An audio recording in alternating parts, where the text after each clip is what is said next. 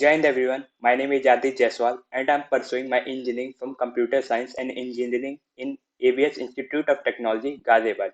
Today I am here to present the glances of Indian Armed Force. So, what is the plan of presentation? In this presentation, I am going to tell the information about Indian Army, its strength and command structure, Air Force, command structure, helicopter units, fighter units and their tanker aircraft, Indian Navy, introduction, naval aviation and their submarine, and in the last I'm going to tell something about Indian Coast Guard.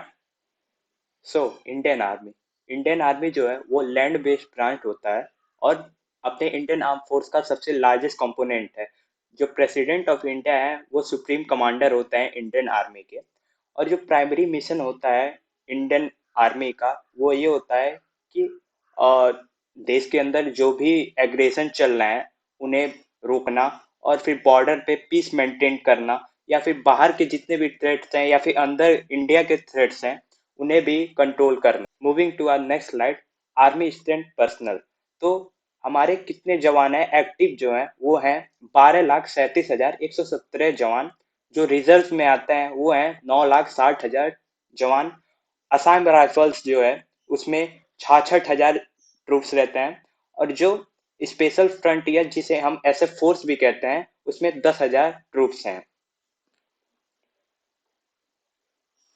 फिर moving to our next slide, army command structure. हमारे army command का मतलब headquarter कहाँ कहाँ पे situated है। जो हमारा सेंट्रल कमांड है वो लखनऊ उत्तर प्रदेश में है।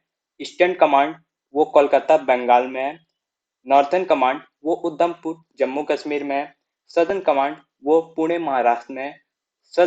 सदर्न वेस्टर्न कमांड वो जयपुर राजस्थान में है। वेस्टर्न कमांड वो चंडी मंदिर में है। और जो ट्रेनिंग कमांड है वो शिमला हिमाचल प्रदेश में है। Moving to our next slide, इसमें आर्मी कमांड स्ट्रक्चर के बारे में बताया गया है। मतलब हमारी आर्मी कमांड की हेडक्वार्टर कहाँ कहाँ पे लोकेटेड है। सेंट्रल कमांड हेडक्वार्टर जो कि लखनऊ उत्तर प्रदेश में लोकेटेड है। ईस्टर्न कमांड हेडक्वार्टर जो कि कोलकाता वेस्ट बंगाल में लोकेटेड है। नॉर्थर्न कमांड हेडक्वार्टर जो उधमपुर जम्मू कश्मीर में लोकेटेड है। सदर्न कमांड जो पुणे महाराष्ट्र में लोकेटेड है। साउथ वेस्टर्न कमांड जो कि जयपुर राजस्थान में लोकेटेड है।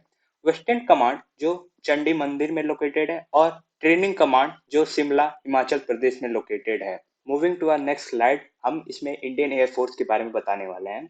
इंडियन एयरफोर्स की जो पर्सनल एयरक्राफ्ट एसेट्स है वो वर्ल्ड में फोर्थ रैंकिंग पे आती है। प्रेसिडेंट ऑफ इंडिया होल्ड करते हैं rank of supreme commander Indian air force के। जो प्राइमरी मिशन होता है इंडियन एयरफोर्स का वो होता है एरियल वॉरफेयर, मतलब जो हवा में जंगें लड़ी जाती हैं उस प्रकार से, या हवा में जो भी आर्म्ड कॉन्फ्लिक्ट होते हैं उस तरीके से जो भी लड़ाई होती है वो इंडियन एयरफोर्स के अंदर की जाती है। और moving to our next slide, इसमें हम इंडियन एयरफोर्स के कमांड हेडक्वार्टर के बारे में बताएंगे। सेंट्रल एयर कमांड जो है वो इलाहाबाद उत्तर प्रदेश में लोकेटेड है। Eastern air command Shillong Meghalaya में। साउथ एयर कमांड वो त्रिवनंतपुरम इंडिया में। और साउथ वेस्टर्न एयर कमांड जो गांधीनगर गुजरात में है। और वेस्टर्न एयर कमांड जो सुब्रोतो पार्क न्यू दिल्ली में है। ट्रेनिंग कमांड जो बेंगलोर कर्नाटका में है। मेंटेनेंस कमांड जो है वो, moving to our next slide, इसमें हमने आईएफ हेलीकॉप्टर यूनिट के बारे में बताया। जो हमारी फर्स्ट इंडियन एयरफोर्स थी वो 1 अप्रैल 1993 में रेज हुई थी। कुछ एक्सेप्शन जैसे SA-2 स्क्वाड्रंस को छोड़ के मिड 16 के समय में और जितने भी हेलीकॉप्टर्स और एयरक्राफ्ट थे वो फिक्स्ड विंग के साथ थे। हेलीकॉप्टर CH-47, चीनूक, ध्रुव, चेतक, चीता, MI-8, MI-17, MI-26। और अटैक हेलीकॉप्टर में हमारे इंडिया की HAL LCH, Apache AH-64E, MI-25 और MI-35 और MI रुद्रा है। Moving to our next slide, Indian air force fighter unit. Indian air force की फाइटर यूनिट का काम है एयर टू एयर कॉम्बैट को लड़ना। और इसमें हमारे जो इंडियन एयरफोर्स की फाइटर यूनिट की एयरक्राफ्ट हैं वो कुछ इस प्रकार से हैं कि SU-30 MKI, रफाल, तेजस, MiG-29, मिराज 2000, MiG-21। जैसा कि हम जान रहे हैं कि इस समय में हमारे साथ रफाल की डील हो रही है फ्रांस के साथ, जो कि लगभग पूरी हो चुकी है। और फिर moving to our next slide, इसमें हमने आईएफ टैंकर एयरक्राफ्ट के बारे में बताया।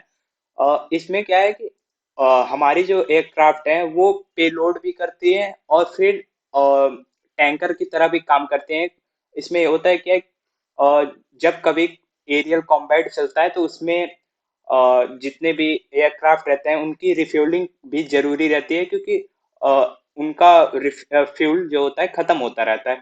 तो टाइम की बचत के लिए और उनका एयर कॉम्बैट को एनहेंस करने के लिए इंडियन एयरफोर्स ने ये किया कि एक एयरक्राफ्ट जो टैंकर के तौर पे काम करेगा वो रिफ्यूल कर देगा हवा में ही एयरक्राफ्ट को, जिससे जो रेंज हो जाएगी वो एनहेंस हो जाएगी।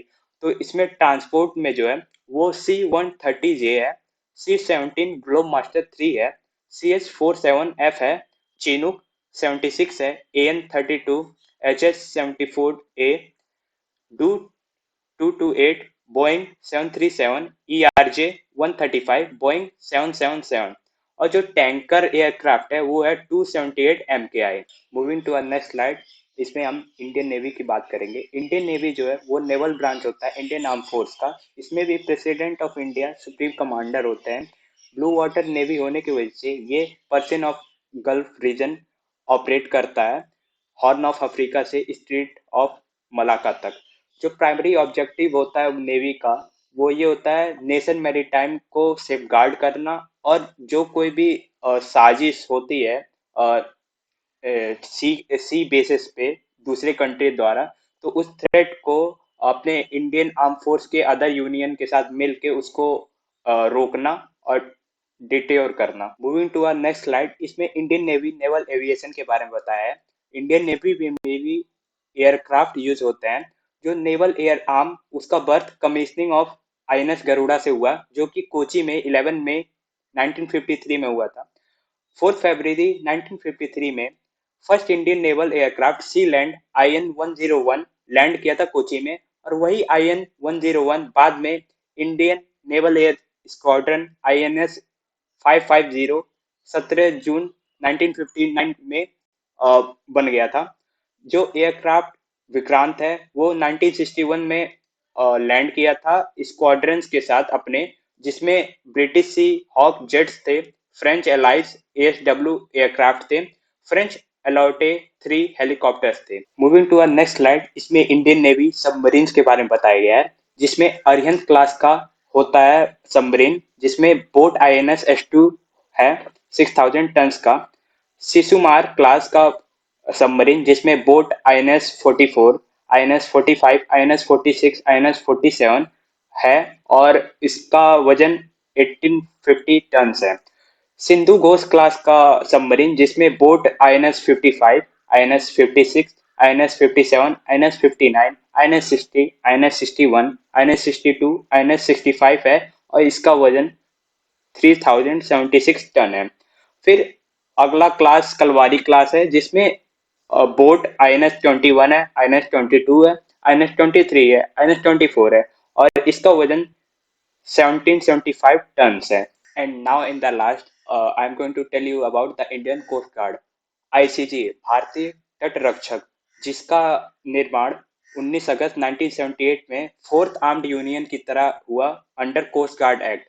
जो इस फोर्स का मेन फंक्शन है वो इंडियन एक्सक्लूसिव इकोनॉमिक जोन को प्रोटेक्ट करना, जो कि 2 मिलियन स्क्वायर किलोमीटर में फैला हुआ है।